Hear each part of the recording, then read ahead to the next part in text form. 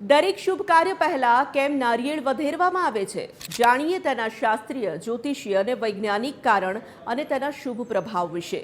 કોઈ પણ શુભ કાર્ય કરતા પહેલા નારિયેળ વધેરવું માત્ર એક રિવાજ નથી. આ વેદ, પુરાણ, જ્યોતિષ અને વિજ્ઞાન ત્રણેય રીતે શુભત્વ, શુદ્ધતા અને દિવ્ય ઉર્જાનું પ્રતીક છે. નારિયેળની કઠોરતા અહંકાર અને નકારાત્મક વિચારને તોડવાનો સંકેત આપે છે, જ્યારે તેનામાં રહેલું સફેદ ટોપરું આત્માની પવિત્રતાને દર્શાવે છે.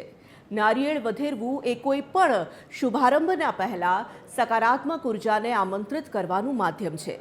સ્કંદ પુરાણ અને અગ્નિ પુરાણમાં નારિયેળને શ્રીફળ કહેવામાં આવે છે, જેનો અર્થ થાય છે લક્ષ્મીનું ફળ. આને સમૃદ્ધિ, સૌભાગ્ય અને સફળતાનું પ્રતીક માનવામાં આવે છે.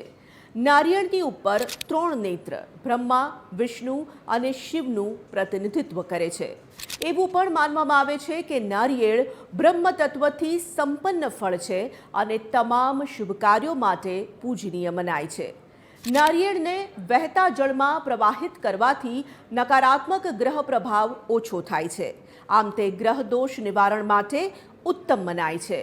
શનિવારે પીપળાની નીચે નારિયેળ વધેરવાથી શનિદોષમાંથી મુક્તિ મળે છે અને ભાગ્ય વૃદ્ધિ થાય છે. અમાસ, નોમ અને ગ્રહ શાંતિમાં નારિયેળ અર્પણ અત્યંત શુભ મનાય છે.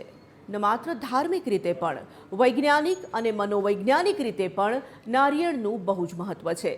નારિયેળનું પાણી બેક્ટેરિયા રહિત અને શુદ્ધ હોય છે, એટલે તેને અમૃત તુલ્ય મનાય છે.